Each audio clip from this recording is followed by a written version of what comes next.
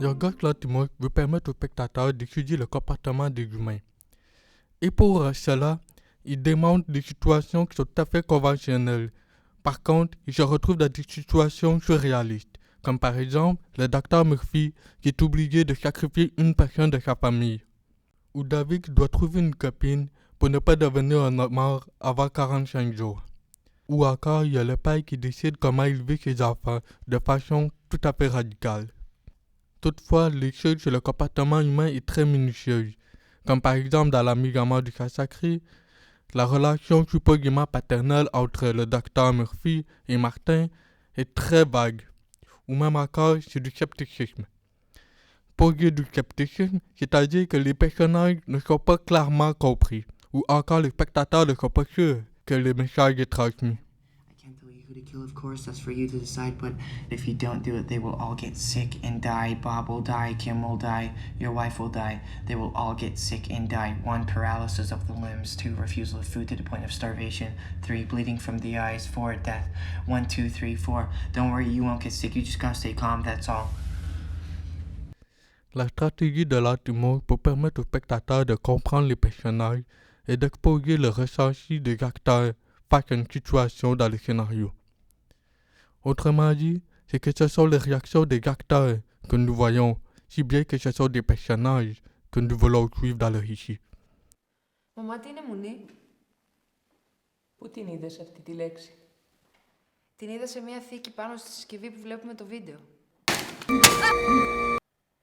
Μουνή είναι η μεγάλη λάμπα. Παράδειγμα.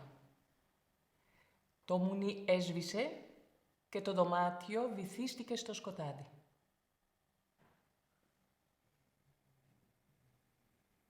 En effet, seulement une d'entre eux comprend de quoi il s'agit.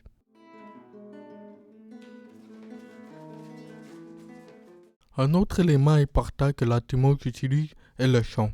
If anything happens to my kids or my wife, you'll die in prison. Pour démontrer cette puissance qui règne au-dessus du docteur, il utilise des sons stridents qui apparaissent à chaque fois que Martin apparaîtra dans la scène.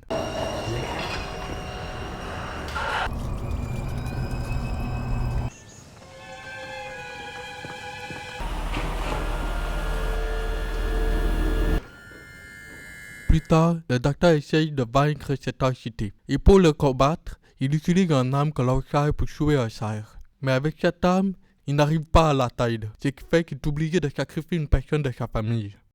En plus, il utilise le son comme une toile ombilicale. Autrement dit, Michel Shaw explique que l'enfant connaît la voix de sa mère, puisqu'il a vécu la gestation pendant 9 mois. De ce fait, c'est la stratégie qu'il utilise pour les deux films, Le homard et La canine. Pour ce qui est le homard, la narratrice est une femme qui, en fin de compte, David finira par la rencontrer, comme si l'amour est plus grand que le personnage lui-même. He began to run without knowing where he was headed. But he was headed towards us. Pour Canine, les enfants reconnaissent leur mère, mais les spectateurs voient rarement la mère s'exprimer. Οι καινούριες λέξεις της ημέρας είναι οι εξής. Θάλασσα. Αυτοκινητόδρομο. La stratégie démontre le patriarcat, c'est-à-dire que le père domine même si la mère est présente.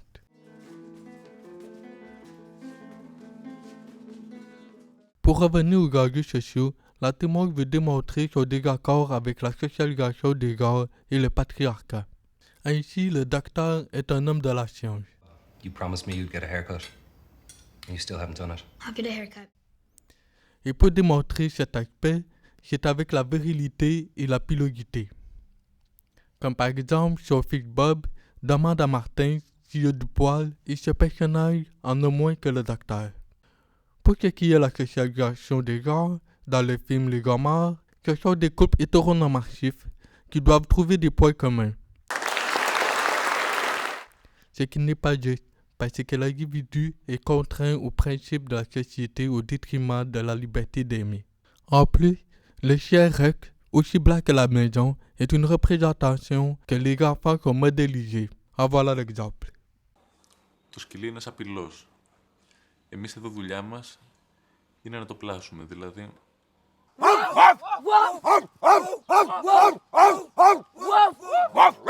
Enfin, dans le film Canine, c'est encore une représentation de cette segregation de genre. C'est-à-dire que le père domine, mais la fille qui est l'aînée a décidé de briser sa canine, ce qui la permet de s'enfuir.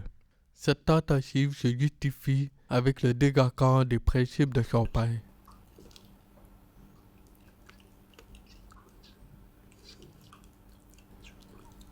Après d'avoir vécu de l'inceste. Άμα το ξανακάνεις, θα σε ξεκυλιάσω παλιοπουτάνα. Autrement dit, la Timor conteste les enjeux avec de l'absurdité, car la réalité elle-même est absurde.